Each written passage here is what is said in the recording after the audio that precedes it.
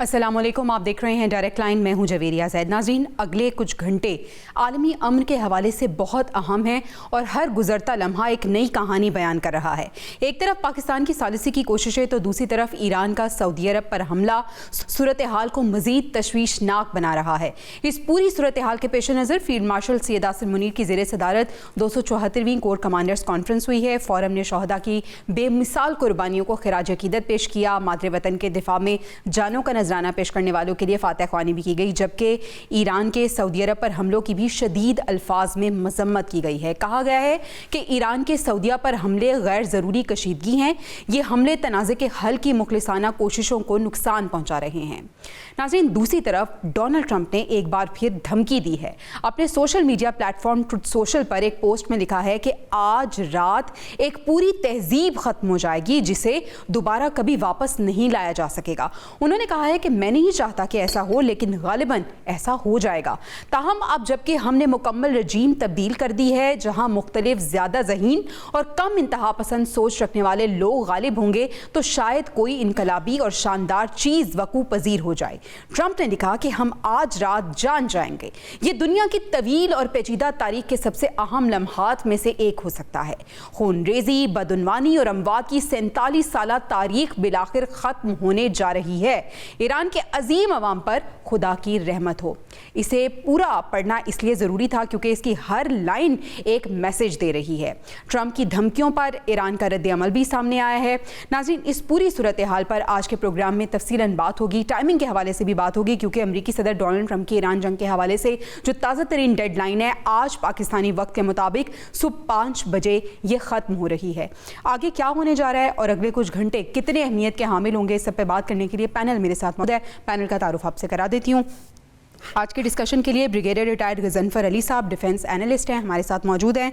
ईरानी journalist Murtaza नगरी साहब ने हमें ज्वाइन किया है और डॉक्टर मुनव्वर हुसैन साहब आईआर एक्सपर्ट भी आज के डिस्कशन का हिस्सा होंगे। ब्रिगेडियर साहब, आगाज़ आपसे करती हूँ। बहुत से सवालात हैं जिन पे आज हम गुफ्तगू करेंगे, लेकिन सबसे पहले सर हम कोर कमांडर्स कॉन्फ्रेंस पे बात कर लेते हैं, जिसमें ईरान के जो सऊदी अरब पर हमले हैं उनकी शदीद अल्फाज में मजम्मत की गई है। एक तरफ पाकिस्तान सालसी का किरदार अदा कर रहा है, दूसरी तरफ ईरान की जानिब से हमलों का हो जाना। सर, किस तरह से कोर कमांडर्स कॉन्फ्रेंस और उन मैसेज को देख रहे हैं आप?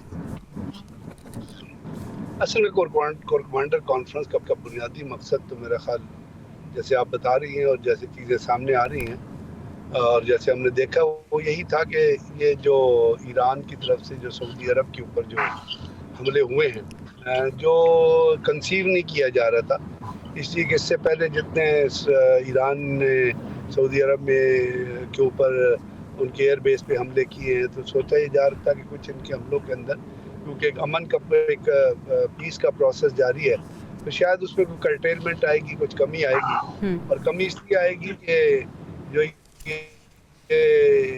कल भी जो बातचीत हुई है अमेरिकन लीडरशिप से, जो नासिम मुनीर की और फिर ईरानियन लीडरशिप की बात हुई है, तो उसके अंदर एक राह निकालने की कोशिश की जा रही है। लेकिन उसके अंदर सबसे बड़ी कदगन उसवत भी यही थी और आज भी यही है कि ईरान ने ये कहा था कि जी पहले अब जंगबंदी करें, और दुनिया का असूल भी यही रहा कि पहले जंगबंदी हो या सीज फायर हो और उसके बाद फिर अमन की बातचीत को लेके आगे बढ़ा जाए। यहाँ पे चूंकि ऐसा नहीं हुआ और ट्रंप की तरफ से भी जो अब जो चीज़ें हैं वो सामने आई हैं, और उसके साथ साथ ईरान और इजराइल के दरमियान भी जो कल रात भी जो मिसाइल फायर हुए, तो उसकी पेशबंदी के हिसाब से तो ये लग रहा था कि अभी ईरान या अमेरिका जंगबंदी करने के लिए तैयार नहीं है, क्योंकि ईरान की बेसिक क्लॉज तो पूरी हो नहीं चुकी है। अब उसके अंदर ये ड्रेन डेवलपमेंट है, जो ईरान का हमला हुआ है, ईरान उसके ऊपर ये स्टांस मेंटेन करेगा कि जी वहाँ पे जो अपना जहाज़ है वो रिफ्यूल होते हैं, उसके लिए अपना सऊदी अरब की सरजमीन इस्तेमाल की जाती है। अब एक और चीज़ भी जो बड़ी प्रोमिनेंट है वो ये है कि अमेरिकन बेसिस जहाँ भी मौजूद होते हैं वो टोटल अमेरिकन के कंट्रोल में होते हैं, वो उसको अपनी अमेरिकन लैंड समझते हैं। बल्कि यहाँ तक होता है कि 4-5 किलोमीटर के इलाके से किसी लोकल को गुजरने की इजाज़त नहीं दी जाती। तो अगर उस तनाजुर में देखें तो बेसिकली अगर एक मुल्क की एम्बेसी है तो वो उस मुल्क की प्रॉपर्टी होती है, या कोई बेस है उस मुल्क के अंदर बनाया हुआ, तो वो जहाँ पे वो फौजी मौजूद है वो उन्हीं की टेरिटरी के हिसाब से तस्वुर किया जाता है। तो बेसिकली तो ये मैं उनका कॉन्टेक्स्ट यही होगा कि जी वहाँ से जहाज रिफ्यूल होते हैं या वहाँ से ईरान के ऊपर बमबारी होती है। अब इस चीज़ को बैलेंस करना, और बैलेंस जो है वो क़यादत ही करती है। पाकिस्तान एक एडवाइजरी रोल में मौजूद है, और पाकिस्तान ने चूँकि इससे पहले जो ईरान के ऊपर हमला हुआ था उसको भी कंडेम किया था, और उसके साथ साथ जो खलीजी ममालिक के अंदर जो चीज़ हुई थी उस पर भी आवाज़ उठाई थी। सही। तो अभी भी पाकिस्तान ने, चूँकि सऊदी अरब के ऊपर हमला हुआ है और उसको तनाजुर में रख के पाकिस्तान ने इसके ऊपर अपनी बिल्कुल ऐसे ही ब्रिगेडियर साहब, सऊदी अरब के साथ पाकिस्तान का डिफेंस एग्रीमेंट भी है, फिर टाइमिंग के हवाले से भी हम बात करेंगे, क्योंकि सऊदी अरब ने ये कहा कि हमारी सरजमीन जो है वो ईरान के खिलाफ इस्तेमाल नहीं होगी, लेकिन फिर भी जब जंगबंदी के बिल्कुल करीब जा रहे थे तो फिर ये हमला हो जाना। मैं आपसे नेक्स्ट क्वेश्चन करूंगी इस पे, लेकिन अभी मुर्तज़ा नकवी साहब भी हमारे साथ मौजूद हैं, उनसे हम पूछ लेते हैं। मुर्तज़ा साहब, ईरान की स्ट्रैटेजी क्या है? जिस तरह से ब्रिगेडियर साहब भी बात कर रहे थे कि ऐसा लग रहा था कि जंगबंदी के लिए कुछ पेशरफ्त हो रही है, और दूसरी तरफ डोनाल्ड ट्रंप ने एक अल्टीमेटम भी दिया हुआ है, टाइम जो है वो कंप्लीट होने वाला है। इस टाइमिंग में ईरान की तरफ से सऊदी अरब पे हमला हो जाना क्या जस्टिफाइड है? ये देखिए, इसको आप एक स्टेप पीछे ले जाइए। पाकिस्तान का बेहतरीन किरदार सालिसी के हवाले से चल रहा था, पैगाम का तबादला हो रहा था। ये सारी चीजें जब औज पर पहुंचने लगी तो इसराइल ने इनके पार्स गैस फील्ड के ऊपर दोबारा हमला किया, नंबर 1।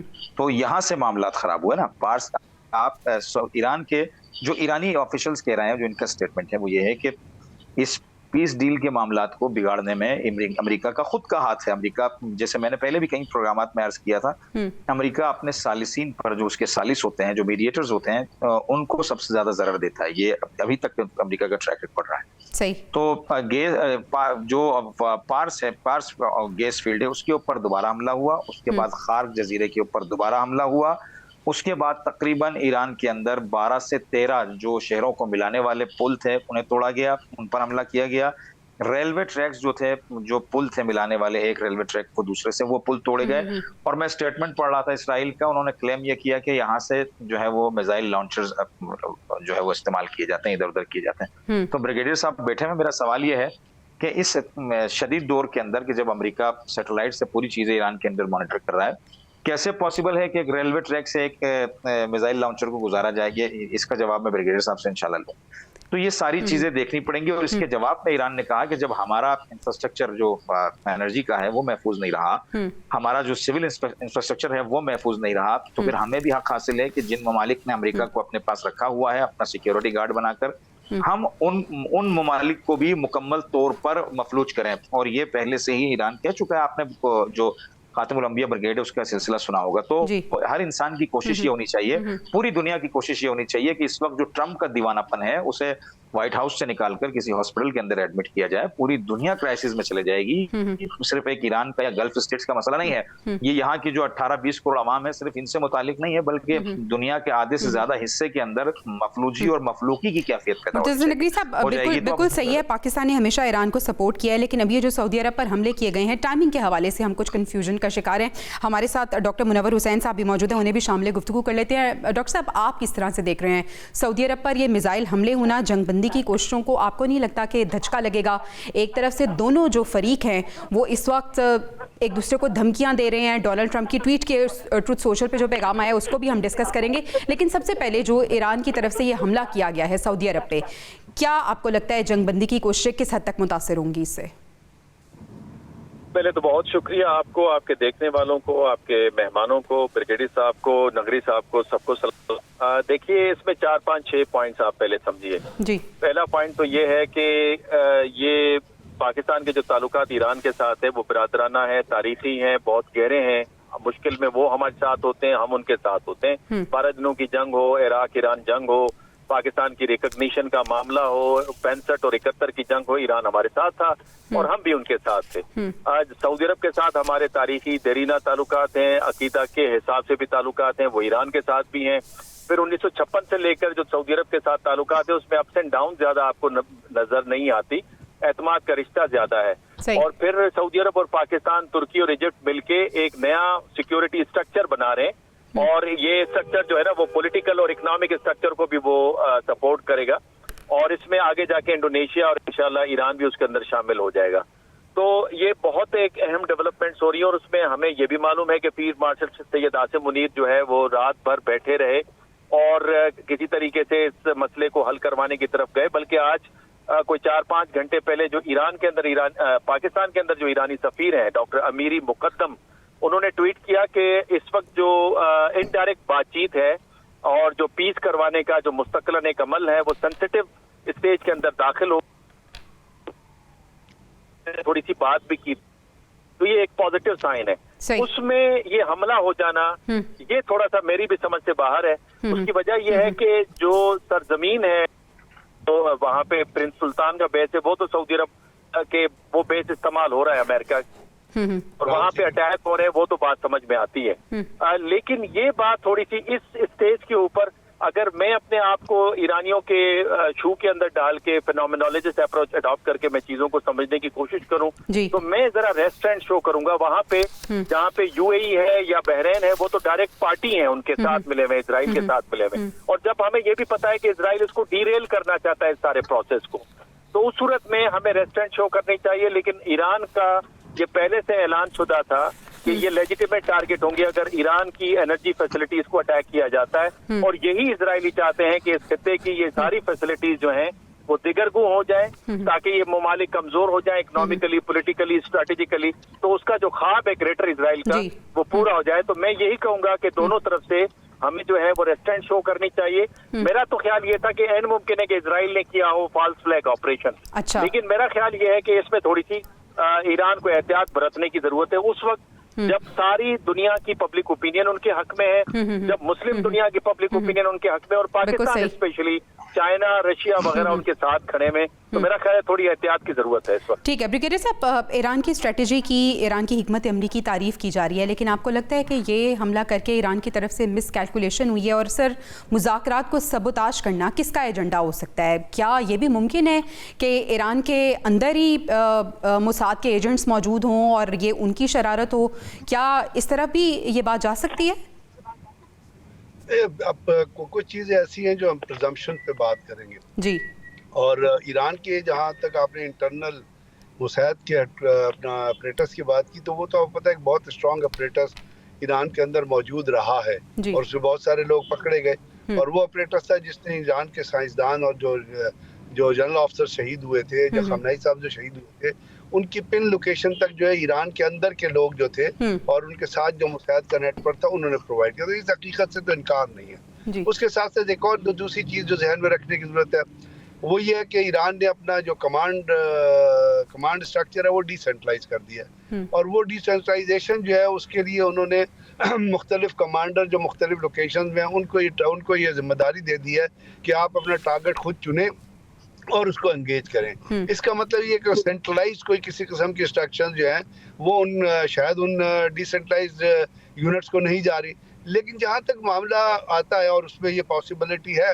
कि कोई ऐसे दरमियान में सबोटियर्स मौजूद हों या ऐसे कोई थिंकर्स मौजूद हों जो ईरान, पाकिस्तान और सऊदी अरब के ताल्लुकात ख़राब कराना चाहते हैं। इसलिए डॉक्टर मुनव्वर साहब ने कहा ना कि जहाँ तक तो रोल है बहरीन का, वो तो इस वक्त खुल के सामने आ गया जब बहरीन के फॉरेन मिनिस्ट्री ने कहा कि हाँ जी हमारे यहाँ मुसाद का एक हेडक्वार्टर मौजूद है and we are very proud of establishing security relations with them. फिर बहरीन के ऊपर आपने देखा वहाँ पे 5th फ्लीट का हेडक्वार्टर जो है, कुवैत ने जो कुछ कहा, और इस तरह इजराइल में जो यूएई का जो रोल है वो तो खुल के सामने आ गया। अब इस वक्त मैं ये समझता हूँ कि ईरान जस्टिफाइड तो है अपने उन चीज़ों को अटैक करने में जो अमेरिकन एफिलिएटेड है, क्योंकि ईरान ने पहले ही कह दिया था, और किसी किस्म का रेल इंफ्रास्ट्रक्चर जो मिसाइल कन्वेंस के लिए इस्तेमाल नहीं किया जा सकता, उसके लिए और तरीक़ाकार होता है। लेकिन मेरा ये ख्याल है पर्सनली फील, जिससे डॉक्टर साहब कह रहे थे कि ईरान को थोड़ा सा ये सोचना चाहिए, ज़रूरत इस अमर की है कि इजराइल का मकसद क्या है। इजराइल का मकसद है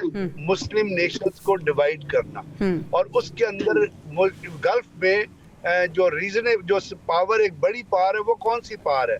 क्योंकि यूएई, बहरीन, कुवैत तो मैटर नहीं करते, उन्होंने तो अपना वैसे भी असल चेहरा दिखा दिया है, लेकिन सऊदी अरब एक पावर के तौर पर मैटर करता है, और सऊदी अरब एक पावर के तौर पर रियलाइज किया जाता है। तो उसके लिए अगर आप इस किस्म की जो बमबारी करेंगे, चाहे वो अमेरिकन एसेट्स पे करें या किसी लॉजिक से करें, उसने मुस्लिम दुनिया को तकसीम करना है। क्योंकि कल हम ये समझते हैं कि एक स्ट्रॉन्ग ईरान जो है वो मुस्लिम दुनिया की भी फेवर में है, और एक स्ट्रॉन्ग ईरान और एक स्ट्रॉन्ग सऊदी अरब जो है वो यहूदियों के, ज़ियोनिज़्म के और नियोकॉन्स के, क्योंकि ये मजहब की जंग बन गई है। इस वक्त दहशतगर्दी जो है वो ज़ियोनिस्ट जो दहशतगर्द हैं, जिसमें ट्रंप शामिल है, जिसमें शैतान याहू शामिल है, जिसमें पीट एक्जिट शामिल है, जिसमें स्टीव वेटक्रॉफ्ट शामिल है, जिसमें जैरेड कुश्नर शामिल है, जिसमें अपना शैतान याहू की जो कैबिनेट, वो दहशतगर्द हैं, वो मुल्कों को तबाह करना चाहते हैं, वो मुसलमान मुल्कों को लड़ाना चाहते हैं। तो थोड़ा सा ईरान को मेरा ख्याल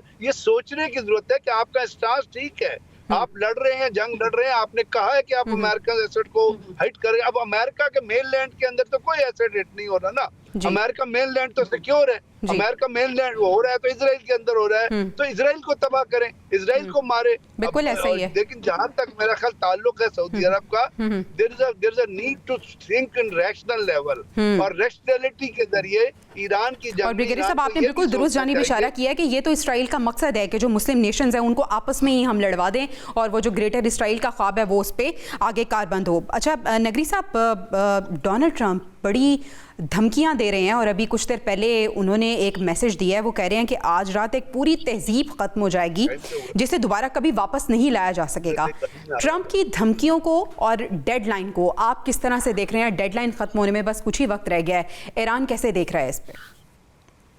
देखिए, डेडलाइंस का जो मामला है वो किसी हद तक तो काबिल कबूल है कि वो करेगा। जैसे मिसाल के तौर पर उसने कहा था कि हम पुलों को तबाह करेंगे, तो वो पुलों का सिलसिला शुरू हो गया है। 10 से 12 तकरीबन अब तक 15 के करीब पुल ईरान में हिट किए जा चुके हैं। वो मैंने जैसे आपकी खिदमत में अर्ज किया, रेलवे ट्रैक जो पुल रेलवे ट्रैक को ज्वाइन करते हैं उनको उड़ाया गया, जो लोकल जो आबादियों के हमलो नकल के लिए होते हैं उन्हें उड़ाया गया।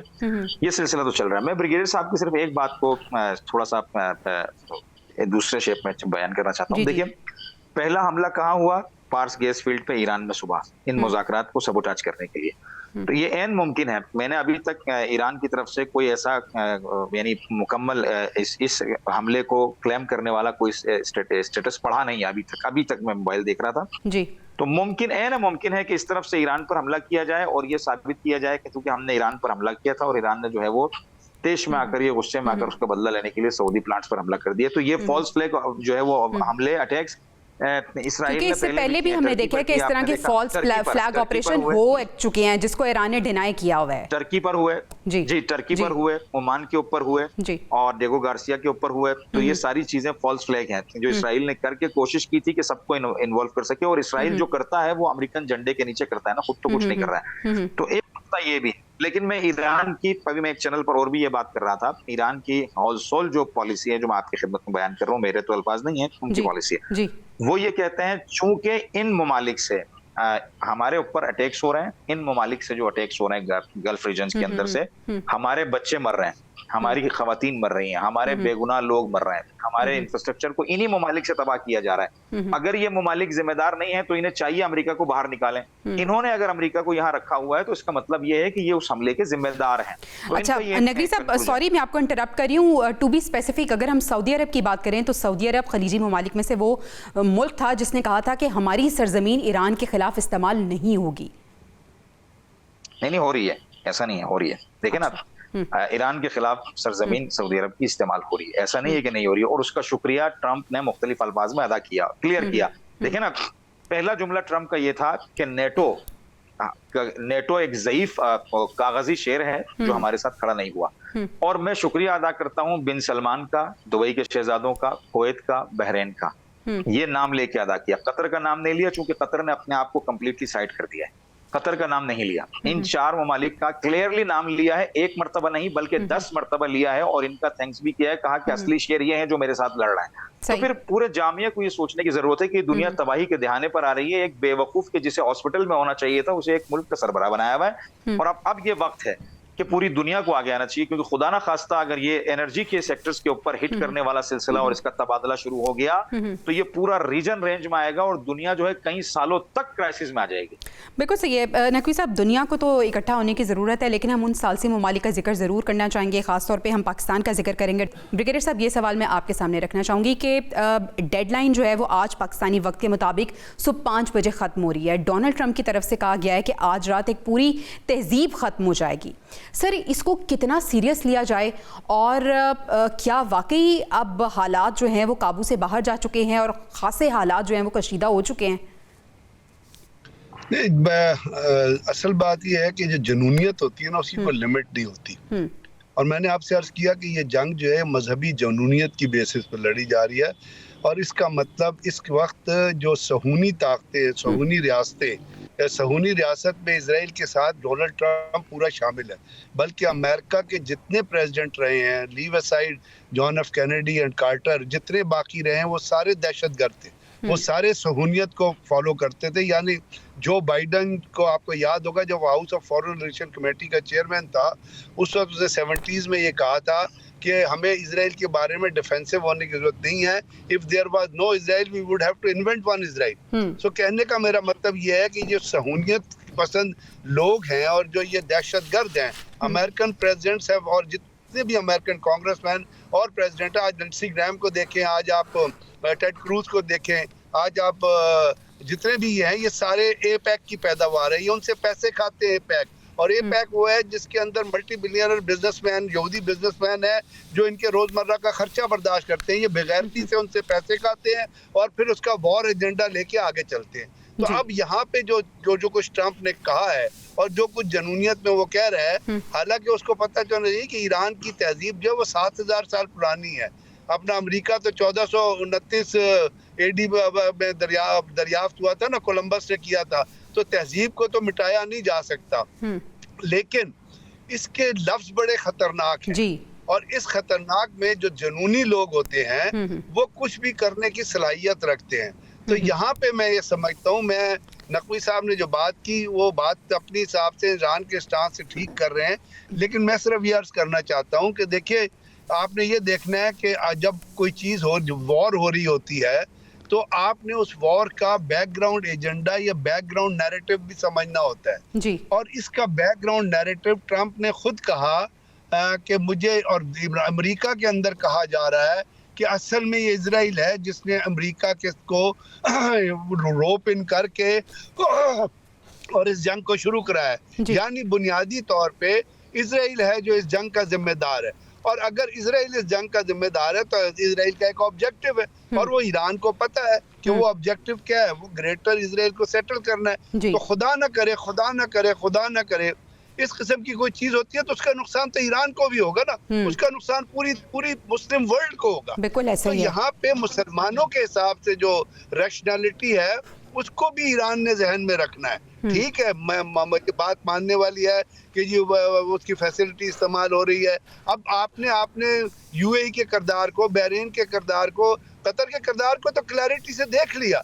और आपने अगर लिंडसे ग्राहम का ट्वीट सुना हो तो वो इस तरह भी फ्रस्ट्रेट होकर ये कह रहा था कि जी ये अरब शहजादे क्यों नहीं रिएक्ट कर रहे, सऊदी अरब क्यों नहीं रिएक्ट करा। तो सऊदी अरब ने तो रिएक्ट नहीं किया। सऊदी अरब ने बाय इटसेल्फ जो है किसी किस्म के ऑफेंसिव पोस्चर को अडॉप्ट नहीं किया ईरान के खिलाफ, बल्कि उन्होंने चीज को बर्दाश्त। तो मैं सिर्फ ये मुस्लिम ममालिक के हिसाब से एक मतलब अपील के तौर पे ये कहना चाहता हूँ कि ठीक है, आपकी जंग जस्टिफाइड है, सहूनी रियासत के खिलाफ जस्टिफाइड है, उन अड्डों के खिलाफ जस्टिफाइड है, लेकिन जहां तक इसकी मुस्लिम यूनिटी को भी जहन में रखना है, क्योंकि अगर आप वो डैमेज होती है तो जो इजराइल का प्रोग्राम है, आप ईरान जाके बिल्कुल सही है। यानी दूसरी तरफ से जो बेसिक टारगेट है वो मुस्लिम यूनिटी को डैमेज करना है, और इसको पेश नजर रखते हुए मुस्लिम उम्मा को यूनाइटेड होना बहुत ज़्यादा ज़रूरी है। नाज़रीन, अभी हमें ब्रेक पे जाना है, ब्रेक से वापस आएंगे तो इसी को हम कंटिन्यू करेंगे। पैनल मेरे साथ ही मौजूद होगा, stay with us. Welcome back नाज़रीन। वज़ीर-ए-आज़म शहबाज शरीफ ने मोहम्मद बिन सलमान को टेलीफोन किया है और ईरान के जो हमले हुए हैं सऊदी अरब पर, उनकी शदीद अल्फाज में मज़म्मत की है और कहा है कि पाकिस्तान सऊदी अरब और सऊदी अवाम के साथ है। ब्रिगेडियर साहब, पाकिस्तान के लिए जो ये पूरी सिचुएशन है इसको आप कितना चैलेंजिंग देखते हैं? एक तरफ ईरान के लिए पाकिस्तान सालसी का किरदार अदा कर रहा है, दूसरी तरफ सऊदी अरब से हमारे ताल्लुकात बड़े अच्छे हैं, इवन हमारा डिफेंस एग्रीमेंट भी हुआ हुआ है। तो पाकिस्तान की जो सिचुएशन है वो कहाँ स्टैंड कर रही है इस वक्त? ये पाकिस्तान का सिर्फ चैलेंजिंग नहीं बल्कि बड़ा डेलिकेट है, बहुत नाजुक इस वक्त मोड पे पाकिस्तान बहुत डेलिकेट स्टेज पे खड़ा हुआ है। सऊदी अरब से हमारे रिश्ते आपको पता है बहुत पुराने हैं, और सऊदी अरब और पाकिस्तान के बहुत क्लोज ताल्लुकात रहे हैं। आप शाह फैसल के जमाने से देखिएगा कितना हम एक दूसरे के साथ इकोनॉमिकली भी, सोशली भी, पॉलिटिकली भी, और पीपल टू पीपल कांटेक्ट में कितना अटैच रहे हैं। फिर वहाँ पे जो हरमैन शरीफैन की जो वहाँ जो है, उससे पाकिस्तान की क्या तमाम मुसलमानों की अटैचमेंट है। ईरान के साथ हम 909 किलोमीटर का बॉर्डर शेयर करते हैं, और वो बॉर्डर है बलूचिस्तान में। और बलूचिस्तान हमेशा, आपको पता है, पाकिस्तान के अंदर बड़े अरसे से बलूचिस्तान के अंदर जो शोरिश हो रही है, उसकी बहुत सारी ट्रेस बैक जो वसीस्तान के इलाके में भी जाता था। लेकिन पाकिस्तान ने हमेशा ईरान के साथ भी बेहतर ताल्लुकात, दोस्ताना ताल्लुकात रखने की कोशिश की है। उसमें रोलर कोस्टर रहे, ऊपर नीचे रहे। तो इस वक्त पाकिस्तान जहाँ खड़ा है, वो बैलेंसिंग एक्ट है कि पाकिस्तान उसको किस तरह बैलेंस करता है। और जहाँ तक पाकिस्तान ने एक जो इनिशिएटिव लिया था, वो इनिशिएटिव अमेरिकन से बात करके लिया था।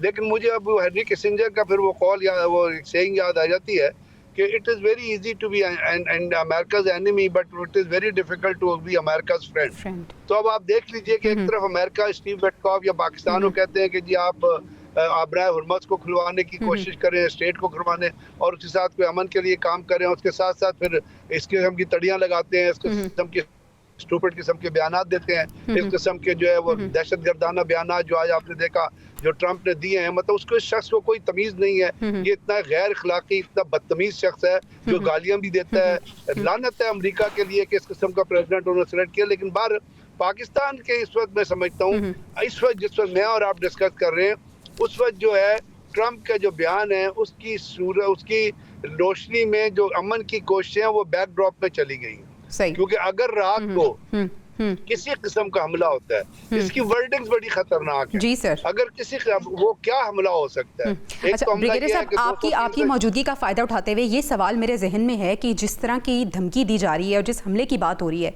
सर चीनी तज्जियाकार ने भी वार्न किया है कि एटमी हथियारों की तरफ नहीं आना।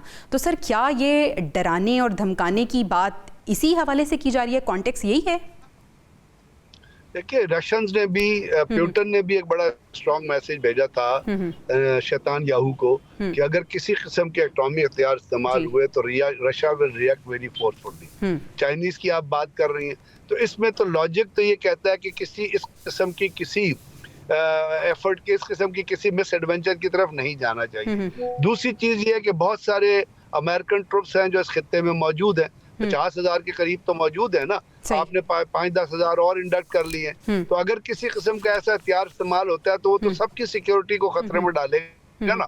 वो एक तो होता है जो पॉइंट ऑफ इम्पैक्ट पे जो आप असर देखते हैं, एक होता है जो एटमॉस्फेरिक चीजों के जरिए, हवाओं के जरिए और चीजों के जरिए जो असर आता है, उसके असरात तो बहुत दूर तक जाते हैं ना। उसके असरात तो पाकिस्तान पे भी आएंगे और बाकी जगहों पे भी जाएंगे, सऊदी अरब भी जाएंगे, गल्फ कंट्रीज में भी जाएंगे। तो अकल तो ये कहती है कि इस किस्म की कोई चीज होनी नहीं चाहिए। लेकिन फिर मैं आपको ये बताऊंगा कि ये ज़ियोनिस्ट जुनूनियत जो है, ये यहूदियत ज़ियोनिज़्म जो है, ये दहशतगर्दी पे मबनी जो लोग बैठे हुए हैं, ये ट्रम्प जैसे जो गैर इखलाक बद करदार लोग जो बैठे हुए हैं, जो बुनियादी तौर पे एप्स्टीन फाइल से निकलने के लिए, जिसमें उनकी नंगी तस्वीरें छोटी छोटी बच्चियों के साथ लगी हुई हैं, 10 साल की बच्ची, 11 साल की बच्चियों की, वो इस किस्म की चीजों से तवज्जो उठाने के लिए कोई भी चीज करते हैं। और बुनियादी तौर पे वो ये लड़ाई भी एप्स्टीन फाइल से निकलने की कोशिश कर रहा है, क्योंकि ऐसे तवज्जो हटाने की कोशिश की जा रही है। बिल्कुल सही कह रहे हैं ब्रिगेडियर साहब, आपका पॉइंट आ गया। डॉक्टर मुनव्वर हुसैन साहब, आपके सामने मैं सवाल रखना चाहूँगी कि डोनाल्ड ट्रंप के जो अल्फाज हैं, जो लेटेस्ट उन्होंने मैसेज दिया है, सर हर अल्फाज का एक मतलब निकल रहा है। आप इसको किस तरह से रीड कर रहे हैं, और क्या ये सिर्फ लफ्जी धमकियां हैं या वाकई ये कुछ घंटे आने वाले बड़े इंपॉर्टेंट हैं पूरी दुनिया के अमन के लिए?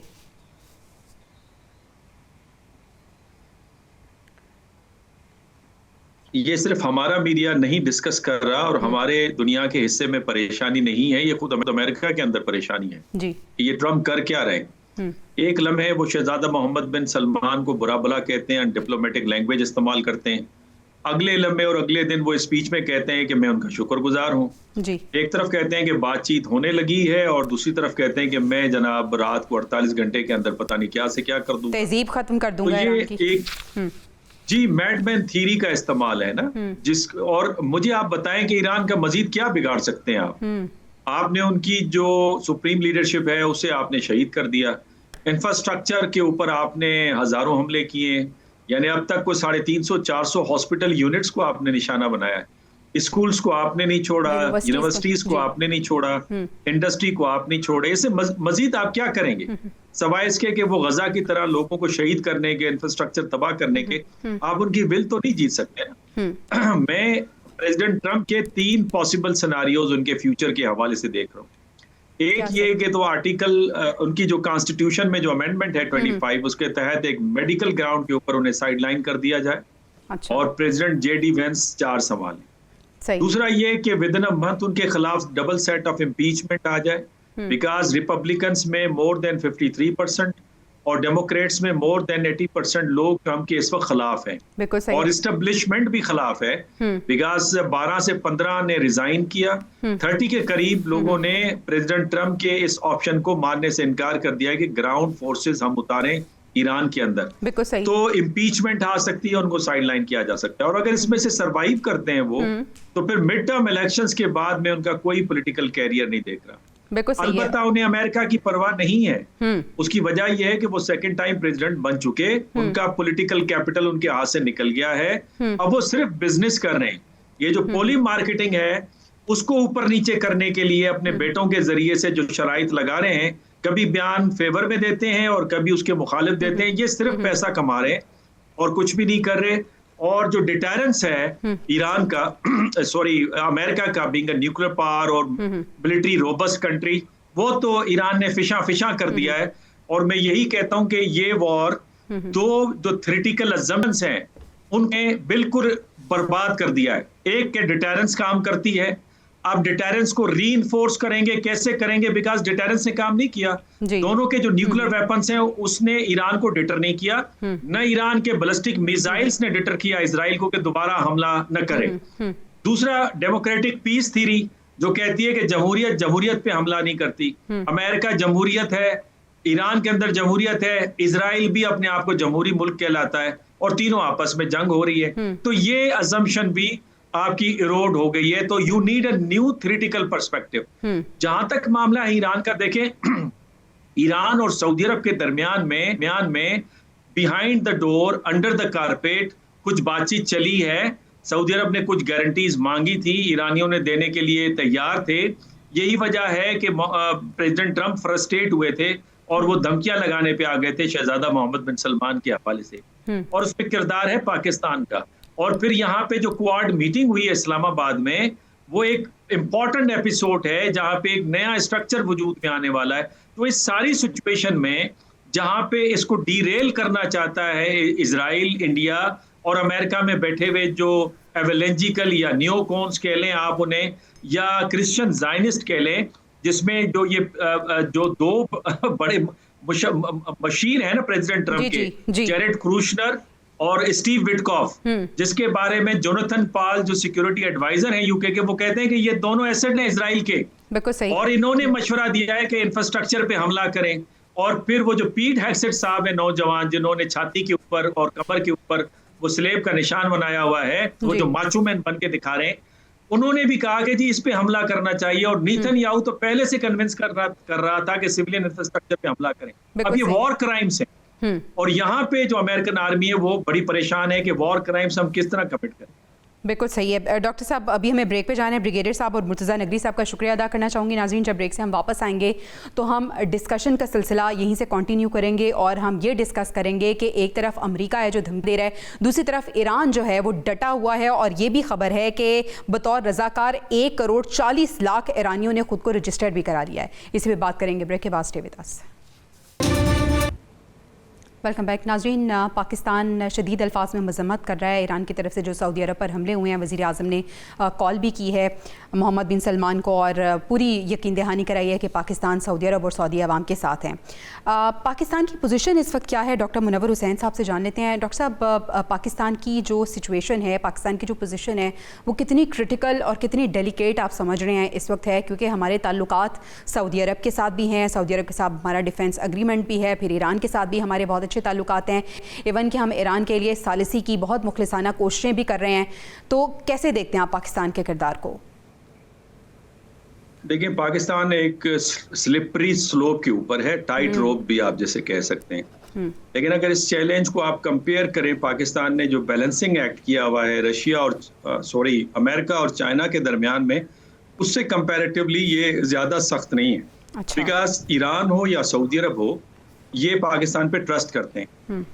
इस सारे मामले में जो असल मुश्किल पैदा करने वाले हैं वो नेतन्याहू हैं, वो नरेंद्र मोदी हैं, और अमेरिका में बैठे हुए नेतन्याहू के जो एजेंट्स हैं, जिनका मैंने पिछले सवाल के जवाब में भी आपको बताया, वो लोग इसमें शामिल हैं। और जैसे सेनेटर लिंडसे ग्राहम हैं, टेड क्रूज हैं, ये वो लोग हैं। और फिर वहां से आप देखिए कि पीट हेग्सेट हैं और जेरेड क्रूशनर हैं और स्टीव विटकॉफ है। बिल्कुल सही। ये वो लोग हैं जो कि उनके एजेंडा को लेके आगे चलते हैं और चीजों को डीरेल करते हैं। उनका ख्याल है कि अगर आप सारे ईरान के ऊपर हमला करेंगे तो आखिरकार ईरान कमजोर हो जाएगा। ये इजराइल का ख्याल है। अमेरिका के तो मफादात के हकीकी तौर पे खिलाफ है ना। मिसाल के तौर पे अमेरिका की सिक्योरिटी जो है इससे बड़ी मुतासिर हुई है। एक तो उसके वेपन सिस्टम का तासुर खराब हुआ है, बिल्कुल सही। और दूसरा आप मुझे बताइए ना कि क्या अमेरिकन आजादाना तौर पे अब वेस्ट एशिया में घूम सकते हैं?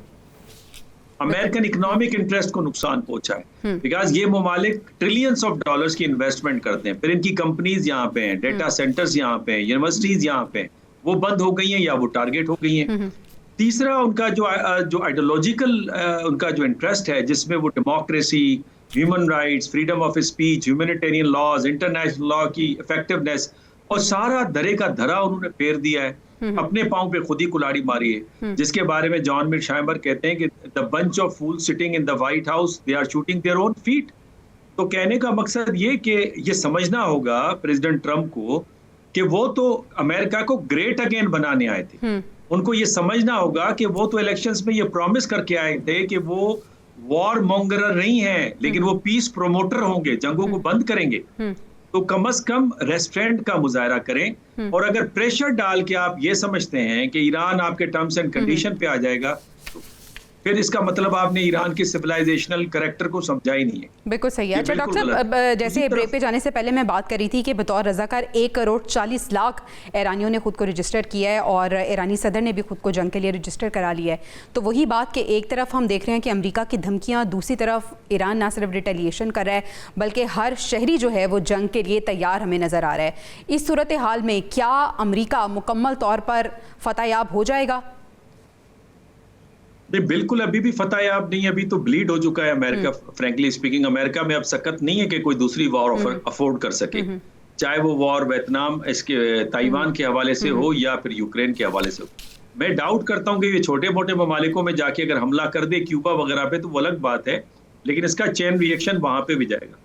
दूसरा देखें, ईरान की जो हिस्ट्री है और उनका जो स्ट्रॉन्ग नजरिया है, पॉलिटिकल एंड सोशल जो कोहेसिवनेस है, वो तो कमाल है ना। यानी वो लोग जो यूरोप और अमेरिका में ईरानी बैठे हैं, वो भी वापस आके अपने आप को रजिस्टर करवा रहे हैं। यानी आप अंदाजा करेंगे जो उनकी दुनिया में बैठे हुए हैं, जो लिबरल ख्यालात। एक तरफ ईरान जिसकी बहादुरी की मिसालें दी जा रही हैं, दूसरी तरफ से डोनाल्ड ट्रंप जो खुद पसंदी का इतना शिकार हैं, कह रहे हैं कि CNN का पोल बता रहा है कि मैं जंग हार चुका हूं लेकिन मैं नहीं मानूंगा।